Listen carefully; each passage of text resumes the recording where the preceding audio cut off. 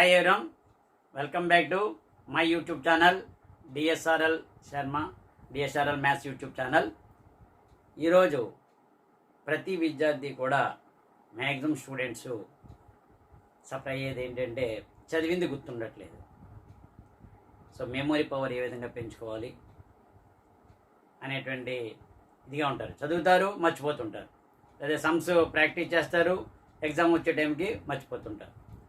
So ఈ విధంగా చాలామంది సఫర్ అవుతున్నారు.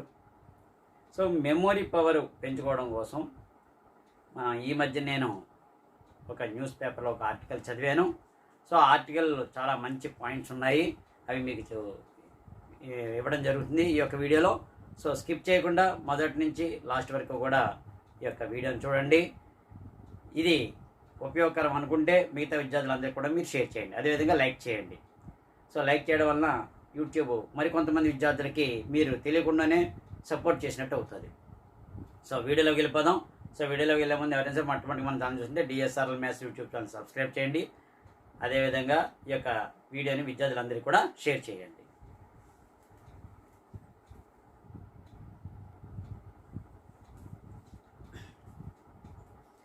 ఈ యొక్క ఆర్టికల్ని నేను ఇటీవల ఒక ఆర్టికల్ చూడడం జరిగింది. సో దానిలో యొక్క మ్యాటర్ ఒకసారి చదువుతున్నాను. ఉరుకులు పరుగుల జీవితంలో ప్రతి పనికి ఏదో ఒక వస్తువుపై ఆధారపడడం సర్వసాధారణంగా మారింది. ఇది మోతాదుకి మించడంతో జ్ఞాపక శక్తి పైన కూడా మన ప్రభావం చూపుతోంది. జ్ఞాపక శక్తి అనేది ముఖ్యంగా విద్యార్థులకి ఎంతో కీలకం. చదివిన అంశాలు సరిగా గుర్తుంటేనే పరీక్షల్లో విజయం సాధించగలుగుతారు. అందుకే జ్ఞాపక శక్తిని పెంచుకోవడానికి కొన్ని సూత్రాలు పాటించాలని నిపుణులు సూచిస్తున్నారు. విద్యార్థులు తమ జ్ఞాపక శక్తిని పెంచుకునేందుకు గ్వాలియర్లోని ఐఐటి అసిస్టెంట్ ప్రొఫెసర్ అయినటువంటి ఒక ఆయన 7 సూత్రాలు మనకి సూచించారు.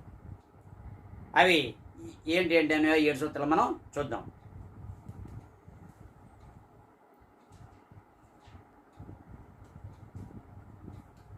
ఇవి గ్వాలియర్లో ఉండేటువంటి ఐఐటి అసిస్టెంట్ ప్రొఫెసర్ గారు మనకి సూచించినటువంటి ఆర్టికల్లో రాశారు.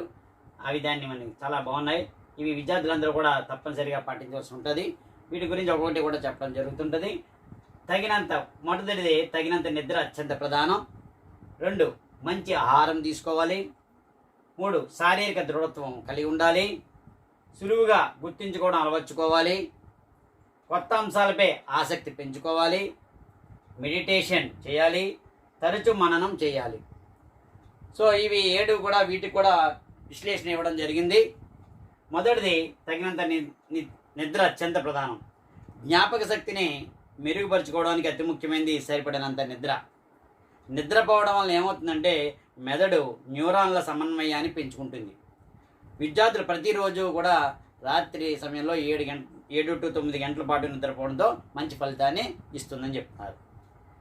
అలాగే మంచి ఆహారం కూడా తీసుకోవాలి. చాలామంది నిద్రపోకుండా రాత్రి 11-12 వరకు ఆటలాడుతుంటారు సెల్ ఫోన్లోనూ. అటువంటి తగ్గించాలి. నిద్ర అనేది అత్యంతమైనటువంటి ప్రధానమైనటువంటి ముఖ్యమైనటువంటి పాయింట్ అది.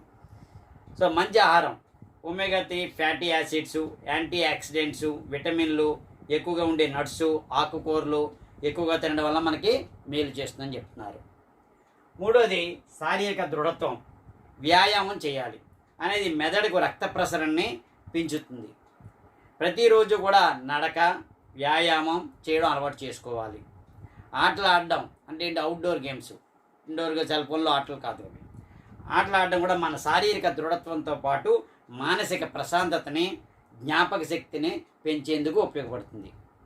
సో ఆటలు కూడా ఆడుతుండాలి.